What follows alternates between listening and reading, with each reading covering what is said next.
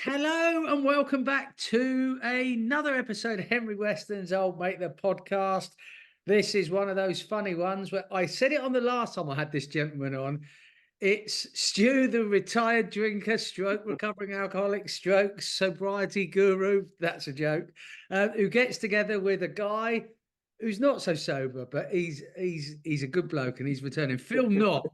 If you listen to us on the audio, I'm going to put this out as a YouTube, but Phil Knott is back for podcast number 2. It's been 18 months to 2 years since I last chatted with Phil. Before we get over to Phil and catch up with him and all things timeline, skulls and building in the blooming rain and beating in the rain, please just like, rate and review. This will go out as a YouTube video. It will go out as an audio pod. So if you're listening to us on Amazon, Spotify, Apple, Google, all those ones, just like, subscribe. It doesn't cost you any money. There's going to be a giveaway, so we're going to ask you to comment as well. Phil, I've been whittling on for about 2 minutes, mate. We chat behind the scenes in the DMs a little bit. I know you're doing well, but tell everyone else, how are you doing, mate? Well, doing really well. I mean, we moved into this new place in May last year, so it's gone so quick, nearly a year already. And I posted a couple of videos of a bit of progress when we first moved in. I was out in the garden, chainsawing all the trees up and all sorts. So I've sort of kept everyone who follows me up to date with what I've been doing. And it's nice because they all comment and go, "Oh, you're doing really well." I don't do it for likes, obviously. I do it for people that are genuinely sort of interested in what I'm doing. So, it's good, and I like doing it as well. So they can see what I've been up to along the way. It's brilliant. And I mean, you pop on every now and then. Excuse me while I open my German non-alcoholic beer. Well, I'll have a Heineken with you on the side just there. Look at that. Oh, In honor of my good friend, Mr. Nib. There we go. oh yeah, the mummy man. Yeah. So, Phil, now that I've poured beer and spilt some beer, right, Yeah. let's recap. So the last time you came on, I'd done a podcast with Craig, the landlord. I'd had Ben Nib on. I'd lined up a couple. We just talked about him offline. The infamous Davey Reebok. I had Lazy Jam come on for a good old chat. I've since had Craig back on. We put his Christmas message, if you will, out through Henry Weston's Old Mate. We ran a video and an audio pod. And we'd been talking about, me and you had been talking about getting together and having another natter and a catch up and a bit of an update on everything Phil Knott. Let's go back. In the previous pod that I've listened to back today, we discussed the young Phil Knott, the guy who'd spent time leaving school. He'd gone to work for his dad and learnt the building trade. Yeah. He'd then gone into the kitchen for a reasonable amount of time. You'd then regaled some wonderful stories of the festival scenes that you used to work on. In a nutshell, Bill, that's not, we've all grown up, we grow up, that's how life works, but your life is on a slightly different trajectory now. That's an easy word for me to say because I'm not drinking. But going back to those days in that pod, Phil, was it enjoyable recounting that part of your life? I can honestly say it's something that I would never ever turn back and regret that I'd done, because I mean, I wouldn't.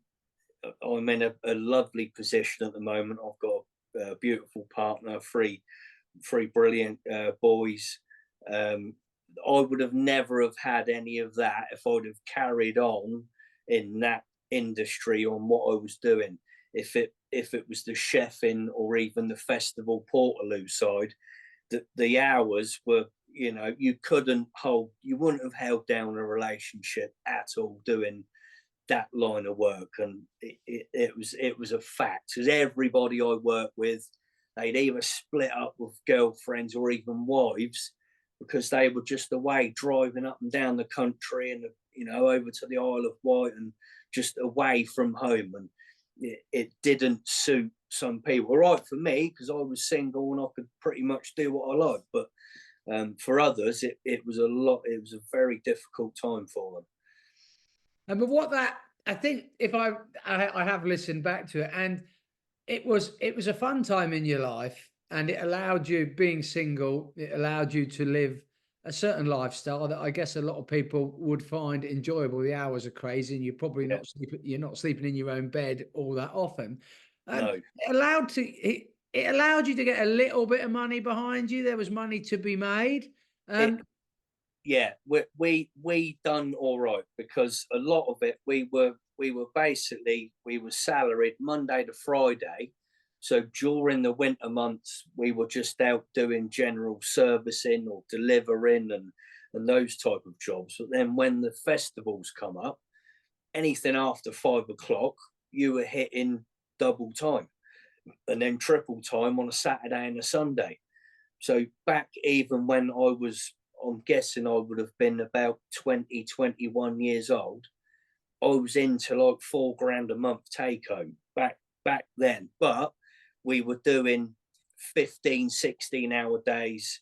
There was dope, there was boxes of Pro Plus, there was cans of Red Bull. We were sleeping in the wagons, we were sleeping on the ferry just to get your head down for an hour because you were pushed for time on anything that you done.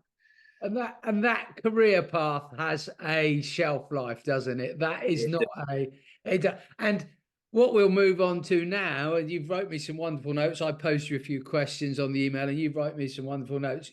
You've got your partner, you've got your kids, you've got your new home.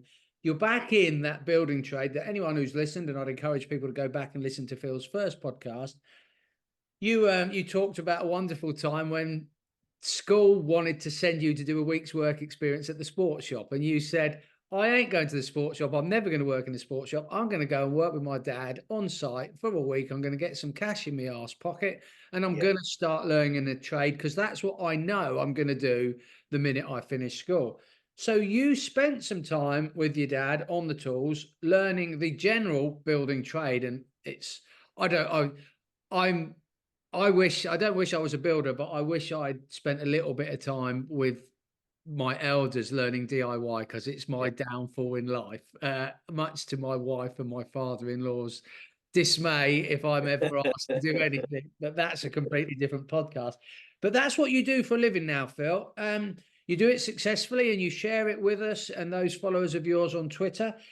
And I work in an industry on golf courses where this current winter, we're now in spring, but the winter we've experienced has been a killer for the golf industry. And I can imagine, and from some of your videos, the building industry has suffered and you're working with wet socks and wet pants all day. But when we're not experiencing winters like this, Phil, is it a enjoyable way of earning a living for you now? I mean, very much so. I'm luckily I'm self-employed. I'm doing all right, and not being funny, I get to almost pick what I want to do. I mean, I'm currently in with a project manager I worked with about a year and a half, 2 years ago, who's got sort of several jobs on the go. So if there's a day where I can go indoors, I can go a bit of indoor chippy work, painting, decorating, or whatever it is. But at the minute, all of those jobs are too far forward. So he'll start another one and then I'll go in and sort the groundwork side because that's what I sort of generally do, the groundwork, foundations, the drainage and all them type of things. Get all the shit out of the ground so the brickies can come on and have sort of the cream of the job is what I always say it is. Are you suggesting the bricklayers have the easy part of the shift? Well, there, yeah. I mean, when as soon as you get out of the ground, any groundwork is hard game. There's no getting away from that. You're up to your ankles in wet, sloppy, muddy shit in the footings, and yeah, you get the footing on and get the oversight, and you're up to damp course, which is like your first couple of rows of bricks around the bottom. Then it's plain sailing after that. Well, I'm sure Mr. Paxton Rhodes' Twitter account, who I enjoy your banter, but he's actually a Deal resident, I believe. I have no idea who he is, but he lives in the same town as me. Right. I do enjoy the banter, and he puts you on full rate Phil or whatever it is he calls you? It's day rate Phil. Day rate Yeah, Phil. he's got it in for me. He's even made a little song about me, about my Black and Decker drill, and yeah. So we're, but it's all fun and games. I'd never ever sort of get a chip on my shoulder about it, because that's why I love coming onto Twitter, because Well, that's what. it's almost like we meant to segue towards the next part of this chat, Phil. And it is, let's talk about the timeline, because I mean, I've said it before, and I've said it with everyone I've had on to do these little personal pieces with regards to the timeline skulls in this little community, or large community that has sprung up a period of a few years ago and has stayed together, and I think it's gone off in little bits of directions. We can always rely on Phil to pop on a Friday with his bag of cans. We can always rely on Jason to come on with some positive notes and tell us about how the girls' football's doing, and Jason and Lewis are interacting really well at the minute. But the timeline is still strong, Phil, isn't it? It's still I don't want to say it's a resilient community, because that's the wrong word, but you're a community who polices yourself, looks after yourselves, and apart from the odd little bit of argy bargy, which you get in anywhere away from social media, you get that on anywhere. So that's by the by. But it's a Yeah, strong, positive community, and even as a non-drinker, I'm a guy who used to enjoy a lot of drink, but it's it feels it's a community I enjoy being a part of in the background and sort of watching on from afar. I get to do bits like this, have chats with you, but it's still a really strong community, Phil. yeah, definitely. I mean, sometimes it's not even about the drinking and the sculling and all of that and doing shots and whatnot, because there's people uploading pictures of their dinners, or like you say, getting back to Jason, taking the kids to football, and Lewis going to like goalkeeper practice and all them type of things. So it's got a little bit of a mixed feel to it, which I think's really good. And then everyone will bomb on like a Friday and a Saturday and have a few drinks and have a laugh, and there's a bit of banter flying around. So it's all mixed, and which I think's really good. Or people have send pictures in if they're out having a walk somewhere and they've stopped and had a pint in a nice pub or something like that. It's just not all about like sculling loads of beer and making a dick of yourself. It's mixed. Which is I think's really good. I've been in communication with Lewis. We have each other's numbers, so we have been in communication on WhatsApp for about 18 months, and we've never quite hooked it up. But I mean, I don't want to offer favoritism, but as an account and as an individual, he has a way. I mean, he obviously has a busy job that he tells us all about, but if that job ever ceased to exist, I mean, there's potentially money in, I don't know, stand up, sit down. There is he is a talented individual when it comes to entertaining, I guess. And I will get him on, and someone like Jason, and how they interact, and Davey T, and all these people. There's so many wonderful individuals that we might get on in the future. But we want to talk about, let's get back to learning a bit more about Phil Knott, because you're the one here, Phil, and things we didn't talk about in the first podcast. Let's talk about beating and shooting, because it's something that I followed your profile for probably 3 years or so now, and only really picked up on that last season, Phil. I don't know if it was something that I'd missed, or maybe you'd only just started sharing. It's I remember from the old Hugh Fernley Whittingstall days when he used to do his River Cottage series on Channel 4, and that beating element, he went out, and it's something I've never done, but has always sort of intrigued me. You've got, I guess, in the olden days, the poorer folk would go and beat the pheasants out for the entertainment of the lord of the manor. And of course that's where it's all sort of stemmed from, because there wouldn't be any birds up in the air if it wasn't for the beaters that are, doing their job in the woods, or beating through crop and cover crops and things.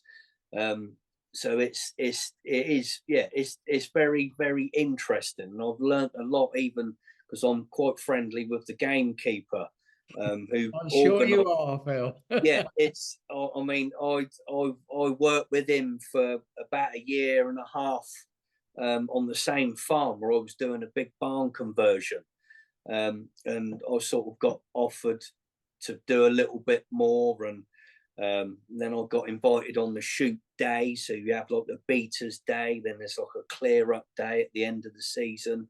So I got invited on all of those, and even Boxing Day, which I'm sort of privileged to be asked for that, because not a lot of people, because you basically pay, and some of these days, like 100 bird day, you can be looking about 900 to 1200 quid just to shoot for the day. So I was sort of honoured to be asked, really. So is it something that's always been a part of your life, or is it something I don't obviously you're in a new property. I don't know if the move was long distance or not. Is this something that's sprung up since the recent move, or has it been a part of your life for a while? No, I've been going for about 14, 15 years now. Okay. Got introduced to my old neighbour at my old house where I lived. He used to go, and he said, "Oh, come along on a Saturday." They were short of body, like beaters on the ground, and so I've hopped in with him, and then got friendly with a couple of them. Then got asked the following season, like put my name down, and it sort of all sort of spiraled from there, really. And I mean, we've got about, I suppose, about 25 up to 30 beaters that go of a day, and it's on the estate owner's estate. So he basically sells the days to guns. There's normally 7 or 8 guns on a day. Um, so he just shoots on his ground, basically. I think he's got about 1,500 acres on the place where we go. So it's quite a large place. And I know from working on, so I've worked on quite a few different golf courses, and pheasants have been present. Wild pheasants, I guess all pheasants are wild. But this might seem like a silly question, but just please indulge my ignorance, Phil. But are these just pheasants? I've always wanted to know this. Are these pheasants just naturally occurring on the land, or is there some way that these large estates can encourage more pheasants? Because you wouldn't want someone turning up to spend 1200 quid to go and shoot pheasants, and there might not be many out there. Well, they every year they put down roughly 2 to 2,500 poults. So they'll get the poults in. They'll Is that a buy the little poult. pheasant? That's a little pheasant. Okay. And then in certain areas of the estate, there are pens which are secure, obviously, from foxes. They get a lot of aggro with kites and buzzards and all them type of birds as well. So they're reared.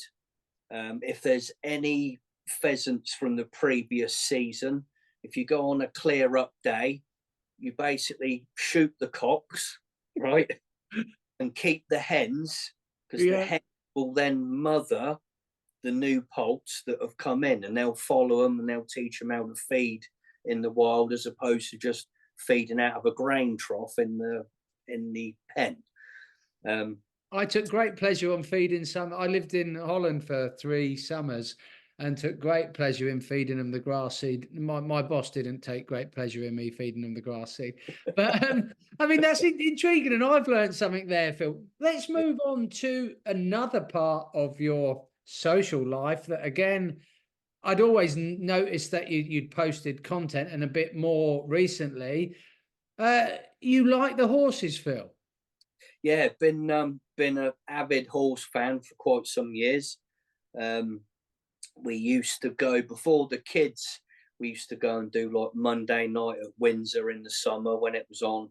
We've done a couple at Kempton. Me and the missus, we'll just jump in the car and go up there. But then when the kids come along, it got a little bit more difficult for getting like a sitter and things. And I would say probably about 10 years ago, I was fortunate enough to become a member of the Royal Enclosure at Ascot. An auntie and uncle of mine put mine and the missus' name forward, because you need to be, not like, you need to be vetted almost. They Yeah. can't just say, "Oh, come along," and then you're invited in. They do like a background check on you just to make sure you ain't like a riff-raff and in there punching up the place and whatever.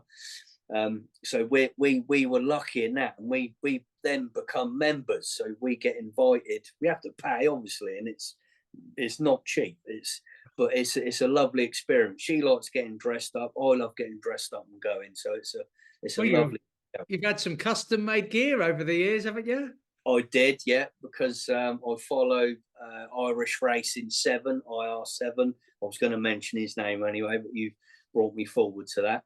I had a waistcoat made with his logo on, and he didn't know anything about it till the day of me unveiling it when I've done a skull in the car park, and he was like, oh, he was over the moon. He was sort of made up with it, but yeah, not this year. I think I'm just going to go play. It's the time. I haven't had no time because of doing the house. I haven't had time to organise it.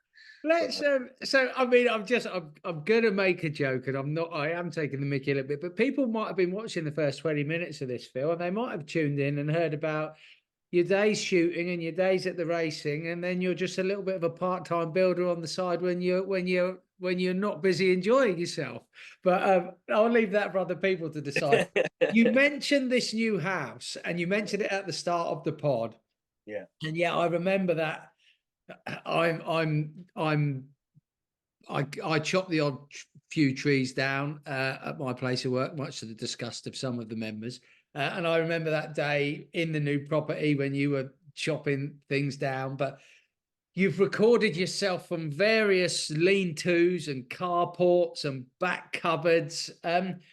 How is it all going? And I don't, that's your own private property. We don't want to go too much into it, but how is it going? And is there a time frame when you're going to get a bit more of your weekends back to enjoy your horse racing and your beating? Because I know at the moment you're kind enough to share it with us, but you're doing let's give you the benefit. Say you're doing your full day at work most days. Mr. Paxton Road might disagree, but Yeah. you're putting in full day. I mean, you've been on it all day today, haven't you? Everyone else is enjoying a Good Friday, and you work right up till the rain. But how's it going? And is there light at the end of this tunnel?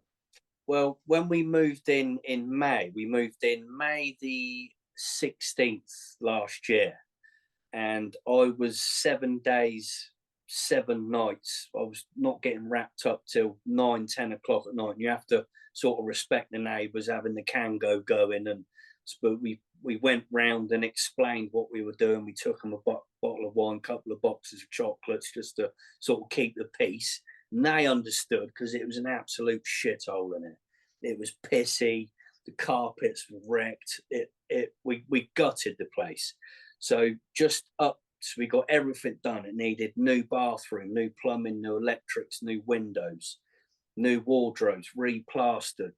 Just basically everything that we could have done in here, we got done just before Christmas. And that was when I sort of stopped doing the 7 days, 7 nights. So, but we had to get it livable, because we got the 3 kids. But the living part of the house now, there's one area on the back which we've had to make into like a temporary kitchen that we're going to knock through into the new extension once the planning goes ahead. So that will then create the new kitchen diner on the back.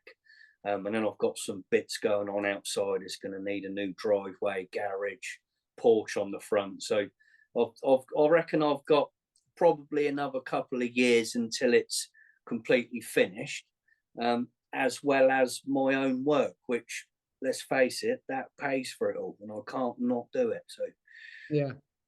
Are you the type, let's say 2 years from now, you're finished, do you then sit down and relax at weekends, or do you find something else to do, Phil?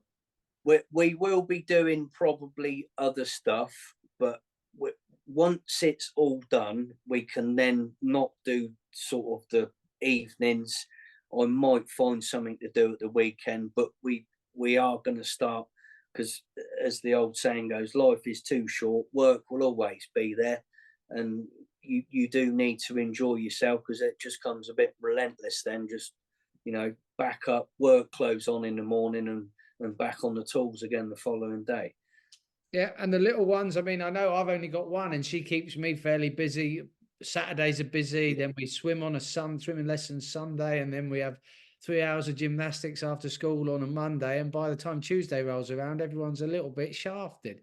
Phil, we're going to move on. We've been going for about half an hour. I don't know where the time goes, but what we'll announce, and let's do a little unveiling at the end of the pod, because there's no point leaving it right to the end. We're going to give away. I've had these, and excuse the noise. Let's see if I can do it without making too much noise. I acquired some of Craig the landlord and other people I know, Wayne and everyone. We've got some of these. Are they the DE14 old pint glasses? So there you go. Anyone watching this, I've got 4 of them, but me and Phil are going to give away 2 with this podcast, and all we want to do, you don't have to do anything apart from, if you see this YouTube video, or where you see this released on Twitter, just leave a comment. If you leave a thumbs up, if you leave a comment, Stu, you're a numpty, we want more of Phil, even better. That's brilliant. But just leave a comment and your name will get entered, and I'll put you onto the online Wheel of Fortune. Anyone who comments, and there'll be 2 of these glasses to give away. And if I've got anything else, I'll pop that in. But that will be me and Phil just doing a little giveaway just to try it. And if you want to like and follow the podcast, because this will go out as an audio, you can, but you don't have to. We're just going to give back a little bit. But Phil, we've decided we're going to finish this pod with a little bit of amusement. You used to work as a chef, and you mentioned it earlier that every form of social media, whether people like it or not, food is not necessarily a controversial point, but it's a point that gets people talking. And we're going to move on to the full English breakfast. But before, I'm going to ask, you're a man who regularly goes out for an Indian, which I think is the correct way to do it. For me, you order a Chinese, you sit down in a restaurant for an Indian, and then you take your fish and chips as life throws it. Yeah. Let's start, and then I want to finish the conversation with the do's and don'ts of the English breakfast, and we can maybe talk about those Londoners who go and eat their pie and mash and liquor or whatever. And I'm a Southerner, and I still don't understand all that. Some of the smaller in stature, we know who we're talking about. They might get on their little high hops, but nothing. Phil, when you go for an Indian, let's have a semi-sensible chat. When you go for an Indian, are you a man who likes to enjoy the flavors, or do you want to feel a bit of the heat coming out of the kitchen? Yeah, I mean, I can't see the point of going out, and I can take a bit of heat. There's no point in going out and just having a korma or a chicken tikka masala. I agree. You can pretty much do that at home, and even when someone orders it in the restaurant, you can even see sort of the waiters sort of, are you sure? Because they're designed for the English, aren't they? So I'm pretty resilient on heat, so I can go Madras Vindaloo, a bit milder, a jalfrezi. I did try a fowl once, and I was very uncomfortable. There were tears. It was way too much. But I know there's people on the timeline that bring it on. I'll have a fowl for breakfast. So it's it's mixed. But I'm Cobra, Kingfisher, starter, main course, naan breads, and all the poppadoms. I'll have all the bits and pieces. I think I agree with you. I enjoy a vindaloo. I've eaten a fowl before. I ate a chef special once. My mate bet me a little amount of money. If he said, if I get the chef to make the hottest thing he can, will you eat it for £5 or something? And I said, no problem. Out it came, and me, Billy Big Bollocks, I took all the chicken out and ate it in about 2 mouthfuls in about 5 seconds, picked up my fiver, waved it, walked home. 2.5 hours later, I was still in physical pain.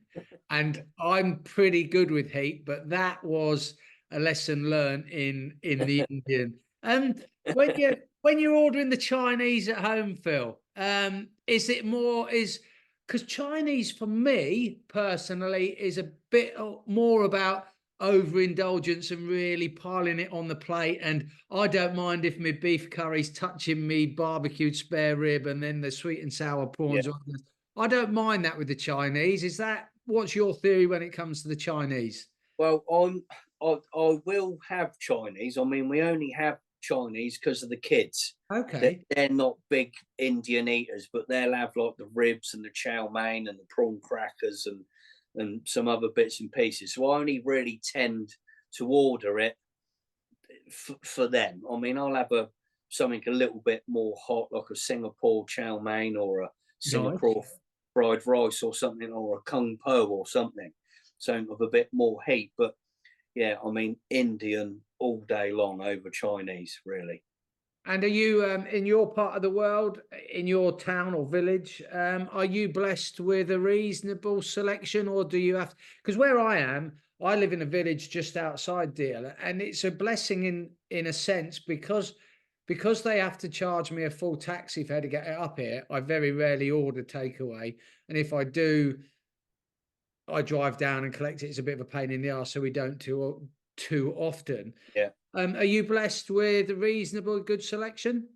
we are. I mean, we've got three within a couple of minute taxi journey to my house. So one of them is a bring your own drink Oh, restaurant. So we don't bother going to that one, obviously. But the takeaway is brilliant. Can't fault it.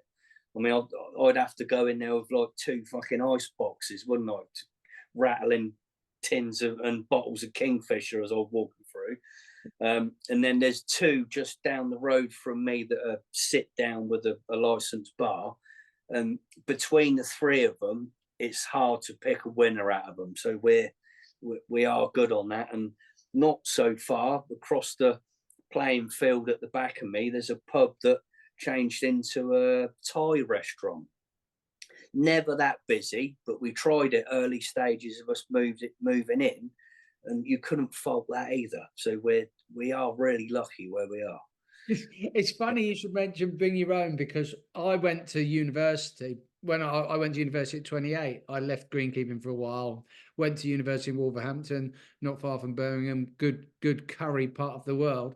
There was a restaurant called the Coldmore Balti, and it's closed down now. I think for health reasons. But you used to, it was bring your own for it. So as students, even though I was a mature student or meant to be mature, you could take your own beer. So we used to load up the K cider. You could get it for 4 quid.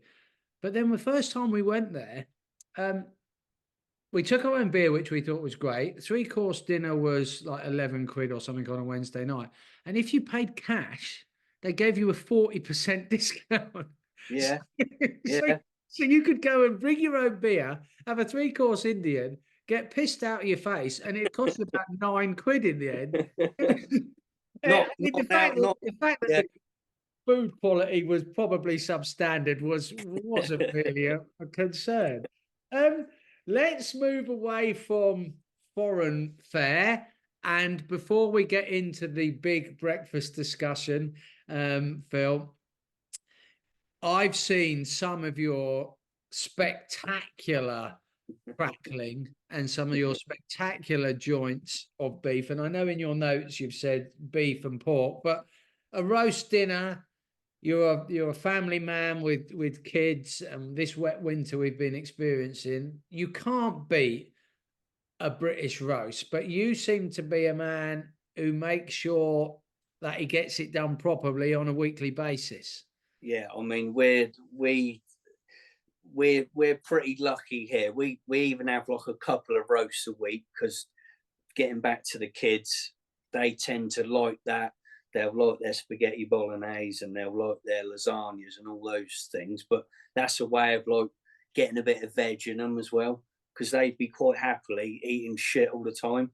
And you're like, no, we've got to do the right parenting thing and put a few vegetables in front of you. So and me and the missus are big eaters anyway. So if I'm going to do something, I don't arse about with a £2 bit of pork. I'll get a 15 quid lump, and then it'll either do my sandwiches for a couple of days at work, or we got some over for another day. But I don't mess about with the little bits. If you're going to do it right. Yeah, I mean, I'm guilty of.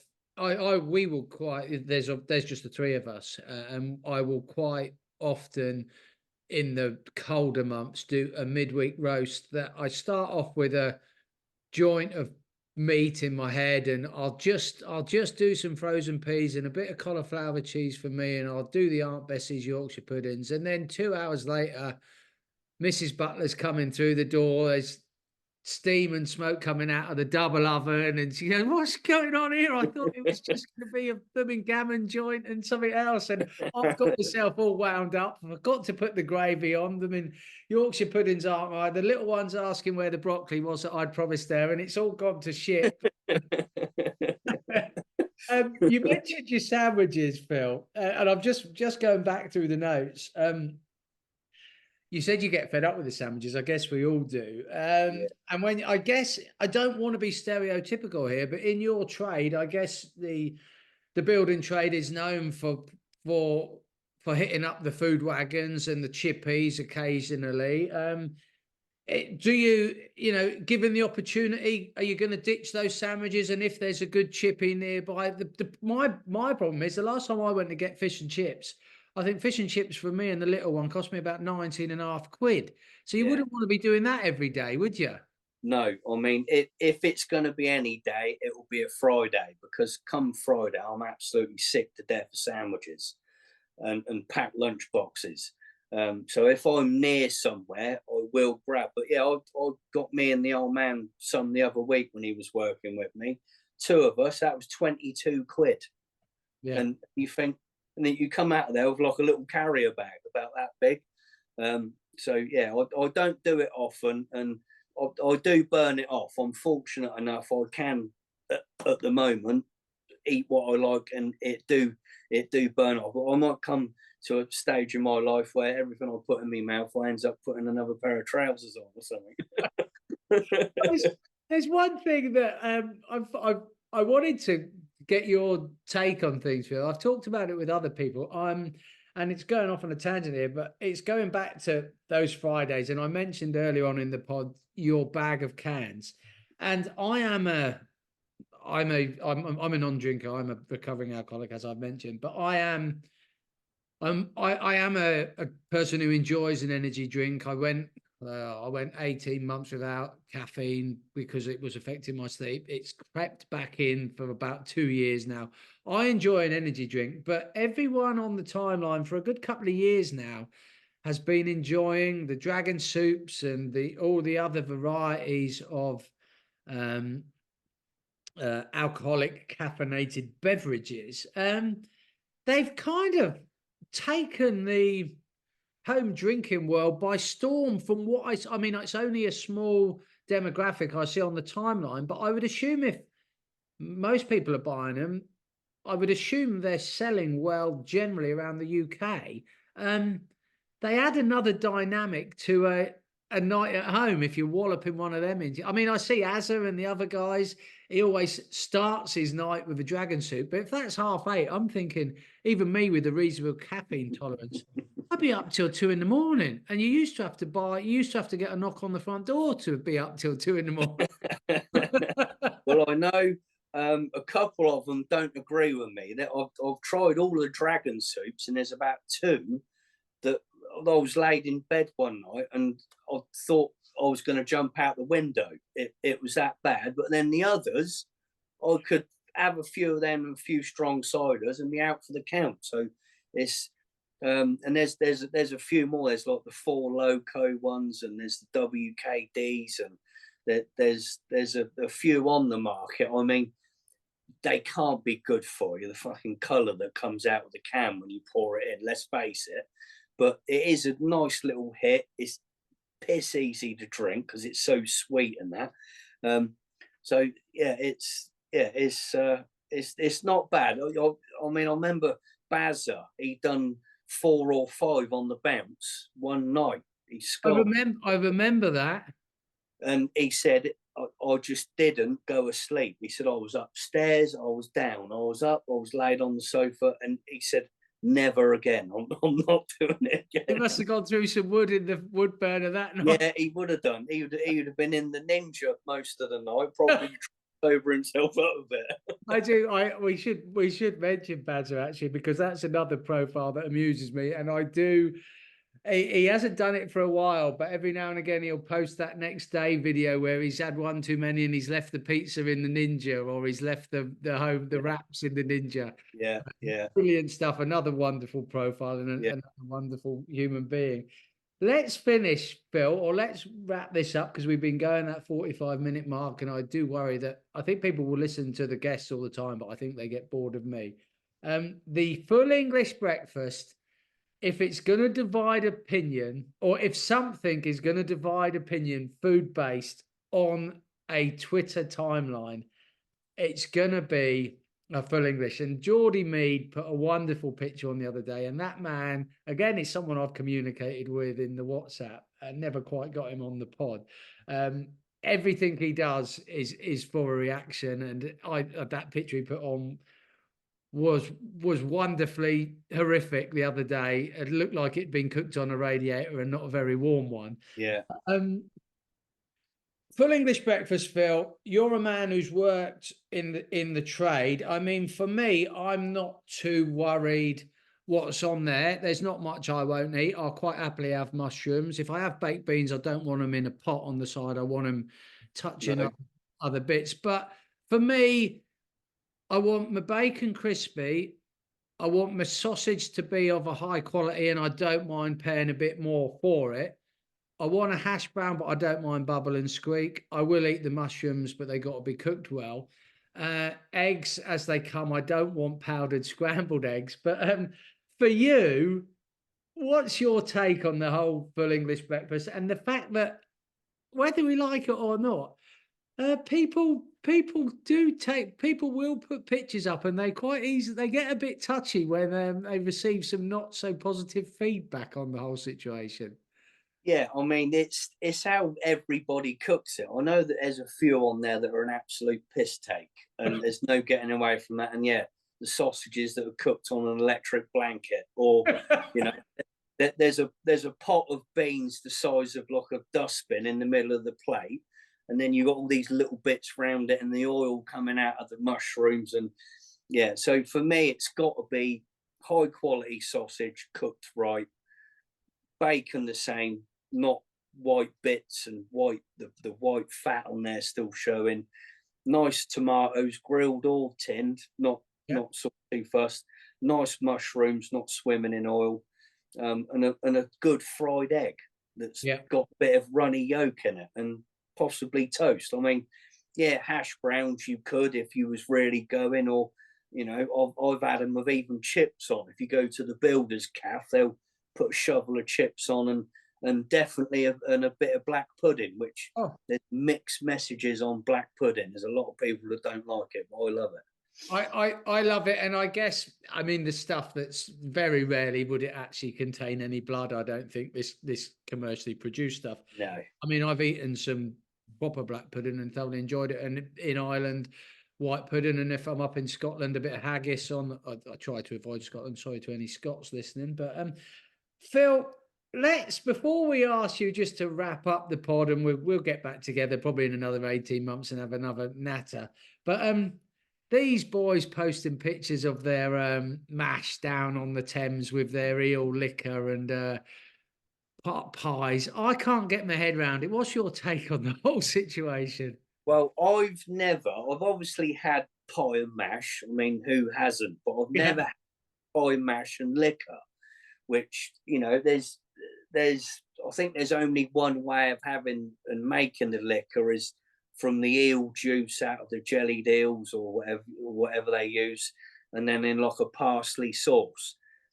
I would definitely try it. I'm not saying that I would like it because I've honestly never ever tried it, but you know, to me it looks all right. And if you went to like a proper decent pie and mash shop, I'm sure it'd be lovely. But yeah, there's mixed messages. Oh, what you putting all that green shit all over that? What do you want to do that for? And you're like, well, that's what it is: pie, mash, and liquor. You can't have pie, mash, and liquor, or just pie and mash on the plate. John will still be into the comments and telling us that Oh, we've got it all wrong. We don't know what we're talking about. I'm a southerner, I should know better. But I live by the sea. The sea's about 50 yards behind me that way, right. and if someone tries to come near me with a jelly deal, they're getting swatted away with that. Phil, anything you want to, any shout outs you want to do? I know we don't really want to pick individuals, but is there anything you want to say before we wrap up our second pod? What I will remind people is we're giving away a couple of the old DE14 pint glasses. When I release this video, all the links you see across Twitter, just leave an emoji, just leave a comment, any profile if you are, and you'll go into the draw. But Phil, I'll hand the microphone over to you for as long as you want, and sign us away, mate. Well, it was just I've written down a couple of things, and I think I started to mention a few people on the last podcast, and not being funny, everyone on the timeline that I interact with is a great, fantastic person. All the boys, the girls. So I don't want to narrow down by just shouting out like Bazza and them and those, because everyone that I sort of interact with, I can't fault in my eyes. They're all genuine people. And getting back to the start of the podcast, very, very rarely you might get a troll that comes in, and then you've basically got 150 drunks pushing them out. So, they ain't going to last 5 minutes, and it's just a block report, and just keep going through them like that. And touch wood, for the quite a few months now, we haven't had any Dinlows like popping up on there, because they know they don't really stand a chance. There's no like violence and a lot of shouting and swearing. It's just basically, all right, mate, you've had your little bit of limelight, see you later, and they tend to sort of go. So we're lucky with that. And then little Ronnie Rhino, I will have a shout out to, because he's doing really well with the boxing. He's got some new sponsors, and I'm friends with his dad. Well, I've not met his dad, but I sort of chat to his dad on WhatsApp and things. So he's proud as punch with him, as we all are. We're all rooting for him. But as a person who, I wouldn't call myself a runner, but I do running regularly. I'm on day 94 of a 100-day running challenge. But it's good to see Ronnie. It's good to see him in the gym, but it's good to see him out doing the park runs on Saturday. It's great to see him getting up before school, putting the miles in. And yeah, his dad, I've exchanged messages away from the timeline with his dad about a few things, and he's a thoroughly nice gentleman. Phil, on that note, shall we say thank you for being a wonderful guest on Henry Westerns for a second time? We will do this again. What I'm going to say is, Lewis, I'm going to get you signed up to a blooming podcast. And if you want to bring Jason along, I think that would make a good football stroke something conversation. But Phil Knott, thank you for being a wonderful guest on Henry Westerns Old Mate the podcast. Thank you very much for having me. It was nice to do it again, and I hope we can. Maybe we won't leave it as long next time, because I've still got loads to tell you about from years ago, which I think the others will find quite interesting. Well, there was that one story, but I don't think we're going to have time to wrap it up. I haven't stopped recording, mate. Hit us with the story. Well, getting back to the festivals. Yeah. I've done Reading. Well, it was called Reading Rock Festival in the beginning, and then it was changed to Reading Festival, because they changed all the music about and whatnot. Anyway, for a few years down there, we had a lot of trouble. They were pretty much setting fire to blocks of plastic toilets. So you knew when they'd done it, because it was this massive black cloud of blue, purple, and yellow smoke going up in the air. So that was when you knew sort of 10 grand's worth of Portaloos had gone up in flames. Then you got the clearing up side to do. So we introduced these things called a long drop, which we had fabricated out of sheet steel. And they had stairs that went up, and on the top there was like 10 back-to-back drop pans. So you were basically sat on a pan, and whatever you was putting through you and into was going into this tank in the bottom. Saved all the fires. Everything was made out of metal. They couldn't wreck it. Well, so we thought. So these things held like 2,000 gallons of everything. So a couple of 3 times a day, they'd have to be pumped. All taken off site, straight to the sewage works. So at the end of the festival on the Monday, we'd let them all get out, because you couldn't drive on anything because there was still people asleep in tents. I mean, if you drove over a pile of rubbish, there could have been someone in it. More than likely. Yeah, well, it did happen. For not what we've done, but I'll tell you about that another time. So the clearing up of these long drops, which were a good idea in the beginning. So pumping them out was fine. So you just put a pipe on the valve on the outside, drain it, job done. But for transporting, they had to be basically cleaned and disinfected. So the only way of doing that was getting inside these things. So we climbed down through one of the pans, which had a hatch on it, and then open the other end, because a lot of the confined spaces, there would be a certain amount of gas build-up, like an ammonia. I mean, we was in there in shorts and t-shirt, and pretty much a pair of gloves. I think that was what we had. Anyway, when you got in there, it just weren't the nasties. There was bottles, cans, there was a blow-up doll in there. I think I found a tire off of a car. There was even a kid's bike with there must have been a shopping trolley in there, Phil. Well, they wouldn't have got it through the pan. So with this kid's bike, they must have physically had to have got it round in a way.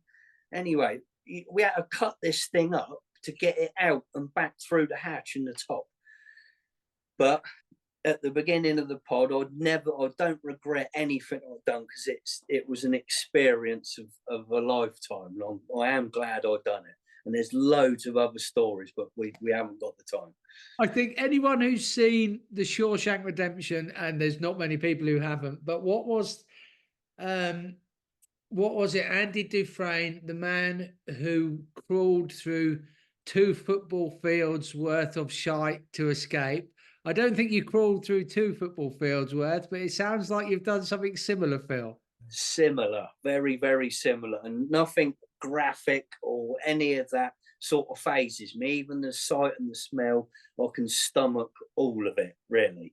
Which, yeah, a lot of people, there was a couple of young lads we had with us, they was crying off like a load of girls, no, we're not getting in there, we're not doing it. So, but somebody had to do it, and it was on with the wellies and in with the shorts and t-shirt, because basically it was in August where it was at high heat. So you're in there, I mean, you've got to get it done, because these things had to be transported off site into the storage compounds. Well, Phil, we will wrap it up there, and I do look forward, and we won't leave it so long next time. No. Maybe what we'll try and do is we'll try and get a couple more people. We'll try and get a bit of a round table discussion. We get a couple more characters on, and we might try and get some more regular content going out, because yourself and others like you on the timeline, you're all wonderful humans. You're all kind enough I reach out, and you're all kind enough to give up your time and come and have a chat with me and recount some of these wonderful stories. So this time I am going to say, Phil, thank you for being a wonderful guest on Henry Weston's Old Mate the podcast. No trouble at all. Thank you very much, Stu. Nice to speak to you.